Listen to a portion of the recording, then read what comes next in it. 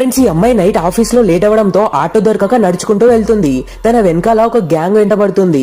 తనకి చాలా భయం వేస్తుంది అండ్ అనుకుంటుంది, దేవుడా ఏంటిది, ఇప్పుడే నా మొబైల్ స్విచ్ ఆఫ్ అవ్వాలనా అని. దాంతో ఆమె భయంతో ఫాస్ట్ గా నడుచుకుంటూ ఎలాగో అలా తన ఇంటి దాకా వెళ్తుంది. ఈ ముగ్గురు కూడా తన వెంటే వెళ్తారు. నెక్స్ట్ డే కూడా తను ఒంటరిగా వెళ్లడం చూసి మళ్ళీ ఫాలో అవుతారు. అప్పుడు ఈమె మనసులో ఇలా అనుకుంటుంది, అయ్యో దేవుడా, వీళ్ళు ఈ రోజు కూడా నా వెంట పడుతున్నారు. ఈ రోజు ఎలా అయితే అలానే, ఎందుకు వెంట పడుతున్నారో అడుగుదామని చెప్పి అడుగుతుంది.